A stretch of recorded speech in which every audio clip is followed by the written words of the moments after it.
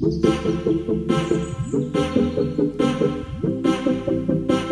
का हमारा टॉपिक है सीपीसी के ऑर्डर 1 रूल 8 जो कि डील करता है रिप्रेजेंटेटिव सूट से।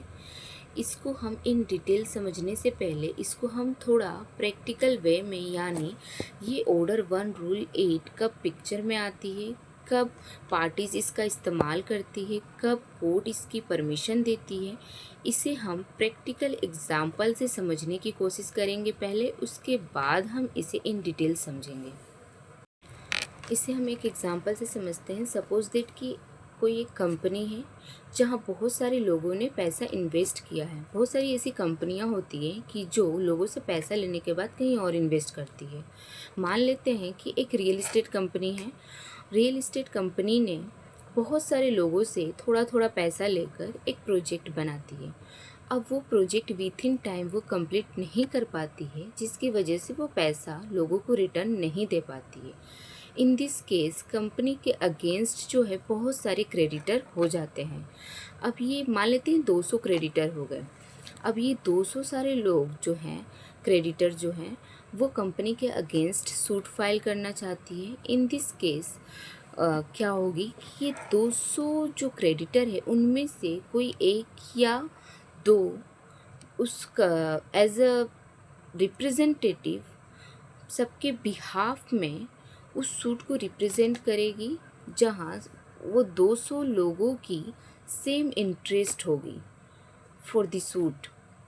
मीन्स किसी भी रिप्रेजेंटेटिव सूट के लिए ऑल पर्सन की सेम इंटरेस्ट होनी चाहिए, ना कि सेम कॉज ऑफ एक्शन होनी चाहिए।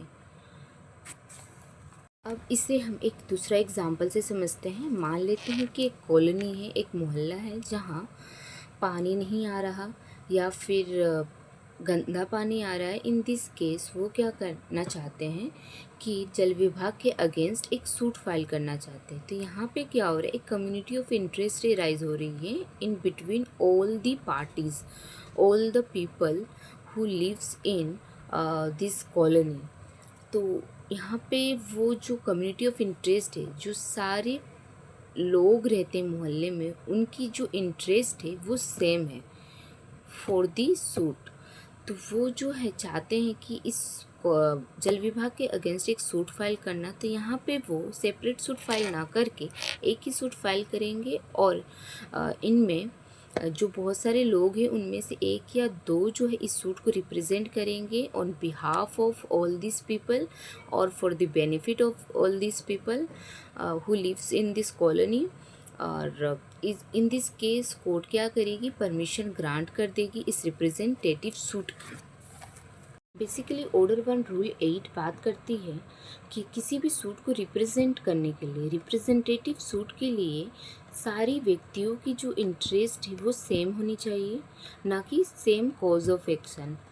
तो ये same cause of action and same interest क्या है, पहले हम वो समझ लेते हैं। मान लेते हैं मैंने एक बड़ी सी बिल्डिंग बनाई और उस बिल्डिंग में 50 कमरे बनाए। 50 कमरों को मैंने अलॉट कर दिया।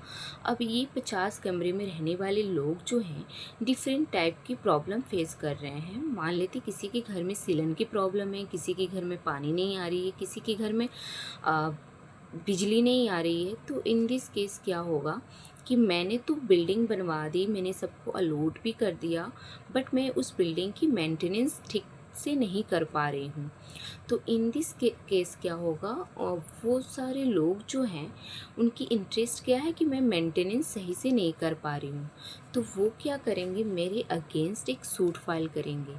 तो यहाँ पे वो जो सूट फाइल करेंगे वो सेपरेट सूट फाइल ना करके वो एक ही सूट फाइल करेंगे, जिसमें दो या एक व्यक्ति जो है उस सूट को रिप्रेजेंट करेगा उस बिल्डिंग में जितने लोग रहते हैं उसके बिहाफ में या उसके बेनिफिट के लिए मेरे अगेंस्ट एक सूट फाइल की जाएगी। वो क्या होगी, मेंटेनेंस की।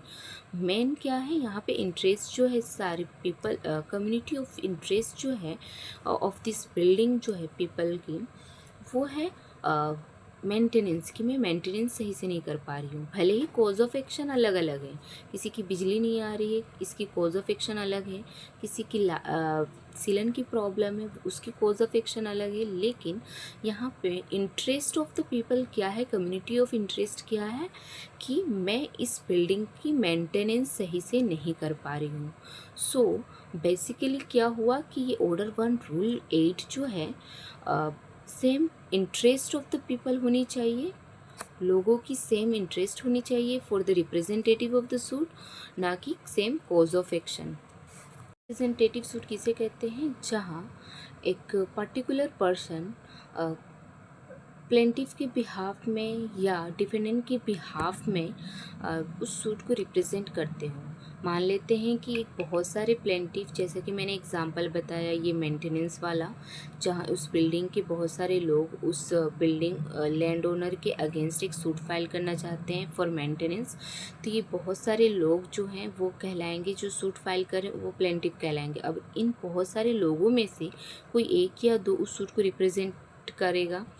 रिप्रेजेंट करना चाहता है, क्योंकि यहाँ पे बहुत सारे लोगों की जो इंटरेस्ट है वो सेम है, कम्युनिटी ऑफ इंटरेस्ट जो है वो सेम है।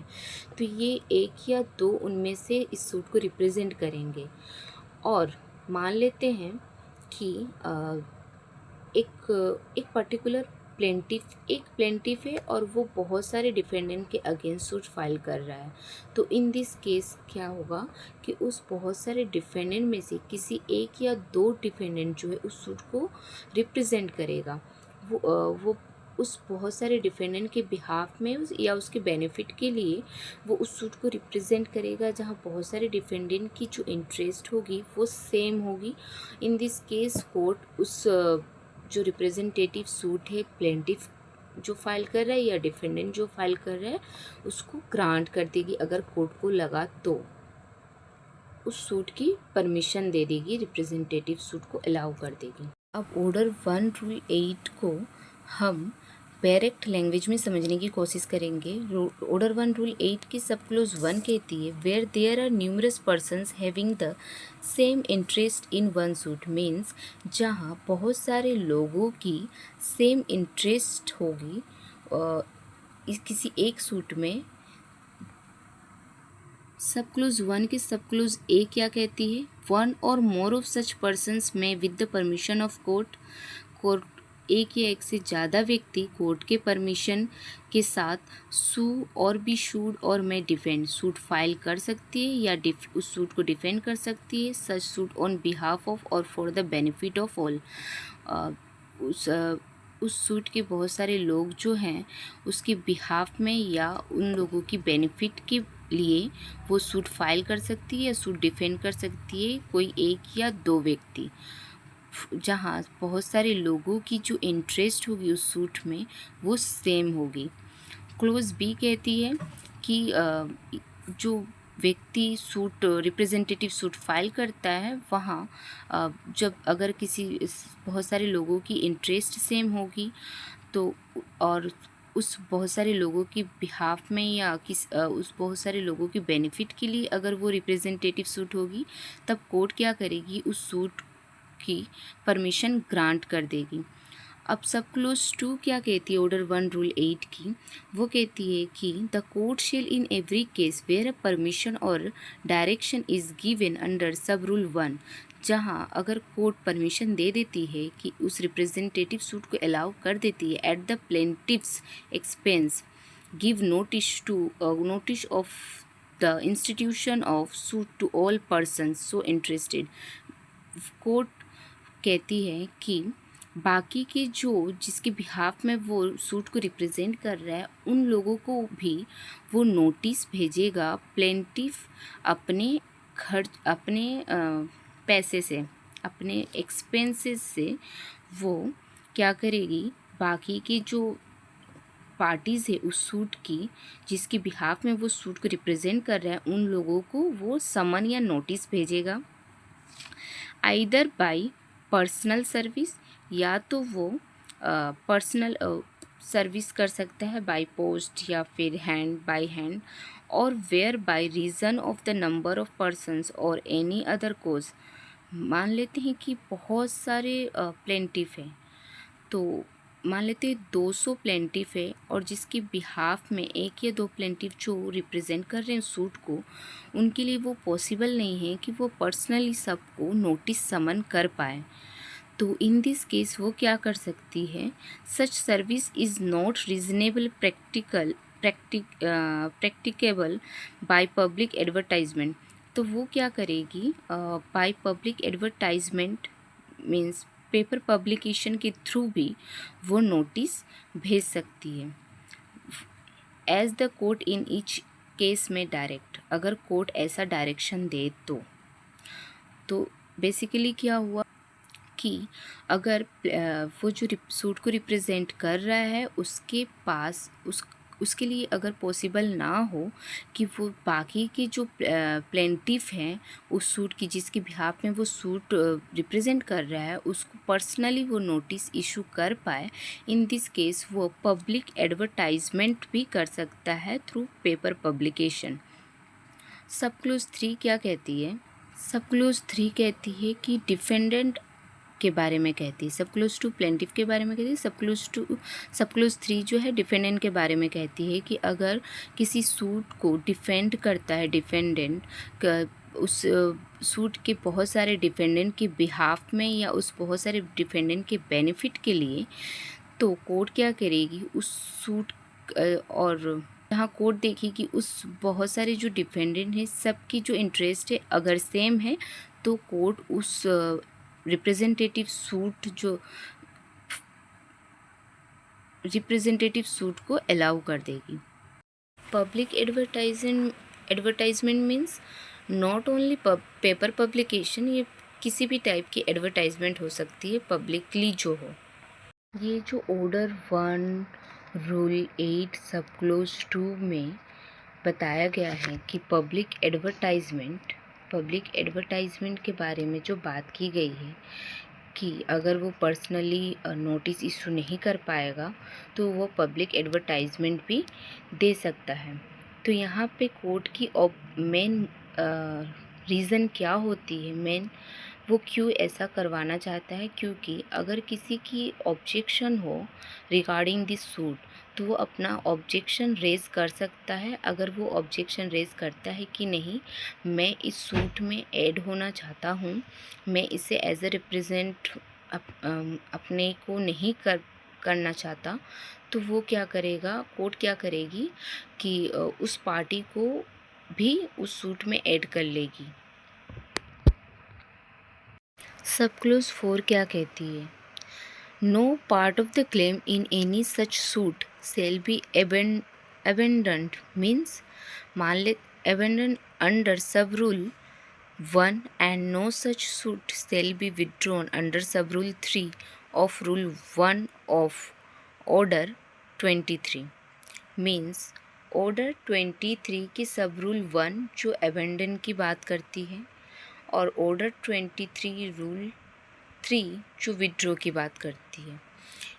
मीन्स किसी भी सूट में एबंडन या विड्रॉ नहीं किया जा सकता है तब तक जब तक कि बाकी की जो उस सूट की पार्टीज़ हैं जिसे वो रिप्रेजेंट कर रहा है उसे नोटिस ना दी जाए,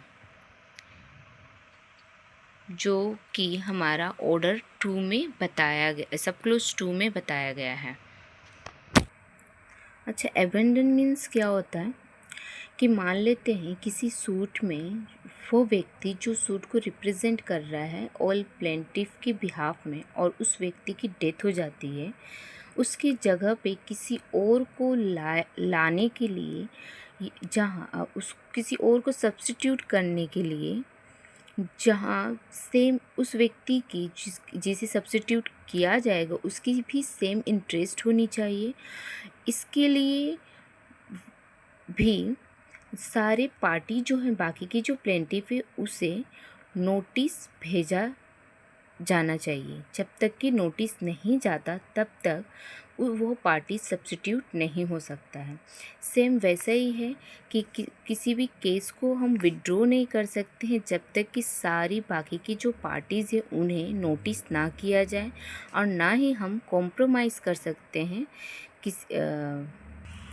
ना ही कॉम्प्रोमाइज़ कर सकते हैं उस सूट की। जैसा कि ऑर्डर 1 रूल 8 सब क्लोज 2 में बताया गया है कि जो सूट को रिप्रेजेंट कर रहा है उसे खुद की एक्सपेंस से उस नोटिस को इशू करना है, जहां कोर्ट ऑर्डर देगी उसे। और जब तक कि वो नोटिस इशू नहीं होती है तब तक ना कॉम्प्रोमाइज़ किया जा सकता है, ना विड्रॉ किया जा सकता है, ना केस की अबेंडन की जा सकती है। क्लोज 5 कहती है कि वेयर एनी पर्सन सुइंग और defending in any suits such suits does not proceed with due diligence. Means जब जो सूट को रिप्रेजेंट कर रहा है वो अगर ड्यू डिलीजेंस वो अगर सही से काम ना करे, ऐसा कोर्ट को लगे कि वो सही से काम नहीं कर रहा है, इन दिस केस कोर्ट क्या कर सकती है, उसकी जगह पर किसी और को सब्स्टिट्यूट कर सकती है। किसे सब्स्टिट्यूट कर सकती है? वैसा व्यक्ति जिसकी सेम इंटरेस्ट हो इस सूट में, जैसा कि इंटरेस्ट बाकी के पार्टीज़ की होगी इस सूट में।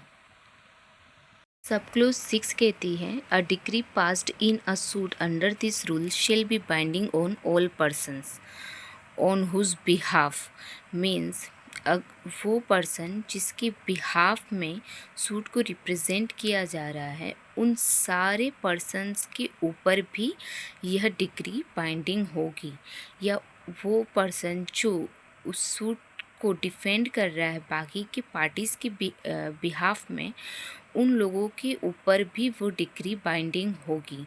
मान लेते हैं कि प्लेंटिफ जो है, बहुत सारे प्लेंटिफ में से कोई एक या दो व्यक्ति जो उस प्लेंटिफ के बिहाफ में सूट को रिप्रेजेंट कर रहा है, अगर डिक्री पास होती है प्लेंटिफ के बिहाफ में, तो वो डिक्री जो है जो सूट को रिप्रेजेंट कर रहा है उसके ऊपर तो बाइंडिंग होगी, लेकिन बाकी की जो प्लेंटिफ हैं जो जिसके बिहाफ में वो सूट को रिप्रेजेंट कर रहे हैं उन लोगों के ऊपर भी बाइंडिंग होगी। और एक्सप्लेनेशन में बताया गया है कि रिप्रेजेंटेटिव सूट के लिए सेम कॉज ऑफ एक्शन नहीं होनी चाहिए, सेम इंटरेस्ट ऑफ पर्सन होनी चाहिए। अगर सेम कॉज ऑफ एक्शन नहीं है तो भी चलेगा, लेकिन सेम इंटरेस्ट ऑफ पर्सन ज़रूर होनी चाहिए।